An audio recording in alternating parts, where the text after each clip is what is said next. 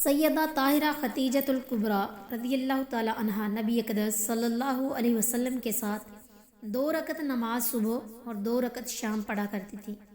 یہ اس وقت کا واقعہ ہے جب ابھی نماز فرض نہیں ہوئی تھی، لیکن ایمان لانے کے بعد طبیعت عبادت الہی اور ذکر و فکر کی طرف راغب تھی۔ اس میں انہیں روحانی لذت محسوس ہوتی۔ اشعث بن قیس کے بھائی عفیف الکندی بیان کرتے ہیں کہ عباس بن عبد المطلب میرے گہرے دوست تھے، کیونکہ وہ اکثر و بیشتر عطریات خریدنے کے لیے یمن میرے پاس آیا کرتے تھے۔ ایک روز ہم مینا کے میدان میں کھڑے تھے کہ ایک خوبصورت جوان وہاں آیا۔ اس نے خوب تسلی کے ساتھ ہاتھ پاؤں دھوئے اور سینے پر ہاتھ باندھ کر کھڑا ہو گیا۔ پھر ایک باوقار عورت آئی، اس نے بھی ایسے ہی کیا۔ پھر ایک خوبصورت ہونہار چھوٹی عمر کا لڑکا آیا، وہ بھی ان کے ساتھ شامل ہو گیا۔ میں نے عباس رضی اللہ تعالیٰ عنہ سے پوچھا، بھئی یہ کیا کر رہے ہیں؟ یہ کون سا نیا ورزش کا طریقہ ایجاد کر لیا ہے؟ اس نے کہا، یہ نوجوان میرے بھائی عبداللہ کا بیٹا محمد صلی اللہ علیہ وسلم ہے۔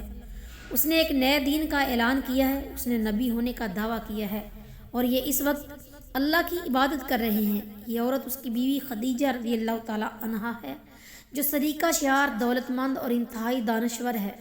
اس نے نئے دین کو قبول کر لیا ہے، اور یہ بچہ میرے بھائی ابو طالب کا بیٹا علی رضی اللہ تعالیٰ عنہ ہے۔ کچھ عرصے بعد حضرت عباس بن عبد المطلب کا یہ یمنی دوست مسلمان ہو گیا تو افسوس کا اظہار کرتے ہوئے کہنے لگا، کاش اس روز نماز میں شریک ہونے والا چوتھا فرد میں ہوتا۔ اس سعادت سے محرومی کا مجھے زندگی بھر افسوس رہے گا۔ سیدہ طاہرہ خدیجۃ الکبریٰ رضی اللہ تعالیٰ عنہا ہجرت سے 3 سال پہلے 65 سال کی عمر میں دائی اجل کو لبیک کہتے ہوئے جنت الفردوس کے سفر پر روانہ ہو گئی۔ انا للہ و انا الیہ راجعون۔ وفات سے چند لمحات پہلے رسول اللہ صلی اللہ علیہ وسلم نے سیدہ خدیجہ رضی اللہ تعالیٰ عنہا کو نزع کی حالت میں دیکھتے ہوئے ارشاد فرمایا، آپ جس چیز کو ناپسند کر رہی ہیں، اللہ تعالیٰ نے آپ کے لیے اس میں خیر و برکت کے خزانے رکھے ہوئے ہیں۔ یہ سن کر ان کی آنکھوں میں مسرت و شادمانی کی چمک پیدا ہو گئی۔ زندگی کے آخری لمحات میں سیدہ خدیجہ رضی اللہ تعالیٰ عنہا کی نگاہیں رسول اقدس صلی اللہ علیہ وسلم کے چہرہ اقدس پر گڑی ہوئی تھی کہ ان کی پاکیزہ روح قفس انصری سے پرواز کر گئی۔ مکہ معظمہ کی بالائی جانب مقام جحون میں ان کی قبر تیار کی گئی۔ رسول اللہ صلی اللہ علیہ وسلم بذات خود قبر میں اترے، رفیقہ حیات کے جسد اطہر کو اپنے ہاتھوں سے لحد میں اتارا۔ اس سال آپ کو 2 صدمے پے در پے برداشت کرنے پڑے۔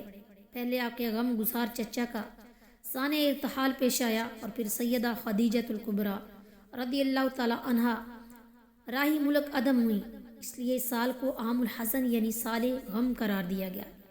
غم کی شدت محض 2 محسنوں کے یکے بعد دیگرے داغ مفارقت دے جانے کی بنا پر ہی نہیں تھی، بلکہ آپ کو دراصل زیادہ صدمہ اس بنا پر ہوا کہ دونوں ہستیوں کے دنیا سے کوچ کر جانے سے دعوت و ارشاد کے کام میں مشکلات و مصائب میں اضافہ ہونے لگا۔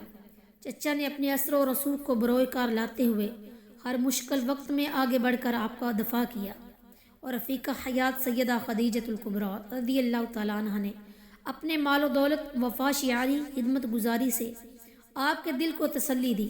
اس بنا پر سرور عالم صلی اللہ علیہ وسلم نے ان کی وفات کو شدت سے محسوس کیا۔ سیدہ خدیجہ رضی اللہ تعالیٰ عنہا کی وفات کے بعد آپ کی طبیعت بجھی بجھی سی رہنے لگی۔ خولہ بنت حکیم ایک روز تعزیت کے لیے آئیں۔ افسوس کا اظہار کرتے ہوئے کہا، سیدہ خدیجہ کے دنیا سے رخصت ہو جانے سے آپ بڑے غمگین دکھائی دیتے ہیں۔ آپ نے فرمایا، کیوں نہیں، وہ میرے بچوں کی شفیق ماں تھی، میری غم گسار اور رازداں تھی۔ اس نے مشکل وقت میں میرا ساتھ دیا، میری رفاقت میں آ کر وہ دنیا کی ہر چیز کو بھول گئی تھی۔ اس نے محبت، وفاداری اور سلیقہ شعاری کا حق ادا کر دیا۔ مجھے وہ بھلا کیوں نہ یاد آئے، میں اسے کس طرح بھول سکتا ہوں؟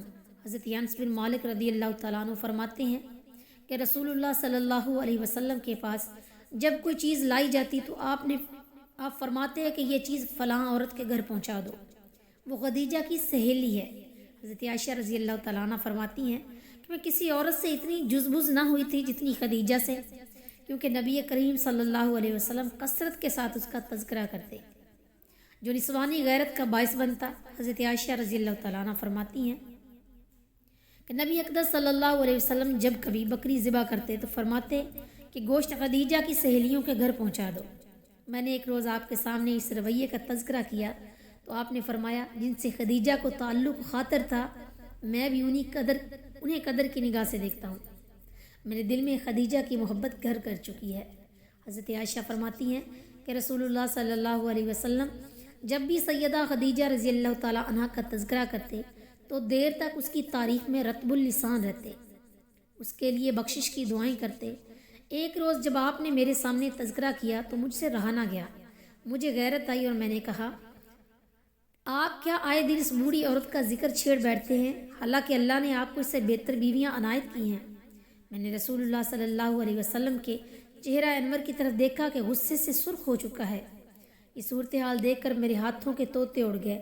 میں نے اپنے دل میں یہ دعا کی، الہی اگر تیرے رسول مقبول صلی اللہ علیہ وسلم کا غصہ کفور ہو گیا تو آئندہ آپ کے سامنے اس طرح کبھی بات نہیں کروں گی۔ رسول اللہ صلی اللہ علیہ وسلم جب میری اضطراب اور بے چینی کا مشاہدہ کیا تو شفقت بھرے انداز میں کہنے لگے، عائشہ تم نے یہ بات کیسے کہہ دی؟ اللہ کی قسم وہ مجھ پر اس وقت ایمان لائی جب لوگوں نے میرا انکار کیا، اس نے مجھے جگہ دی جب لوگوں نے مجھے چھوڑ دیا، اور اس نے میری تصدیق کی جب لوگوں نے مجھے جھٹلایا۔ خاتون جنت سیدہ طاہرہ خدیجۃ الکبریٰ رضی اللہ تعالیٰ عنہ اپنی عمر کی 65 بہاریں دیکھ کر سید المرسلین کی رفاقت میں 24 سال کچھ ماہ گزار کر اللہ کو پیاری ہو گئی۔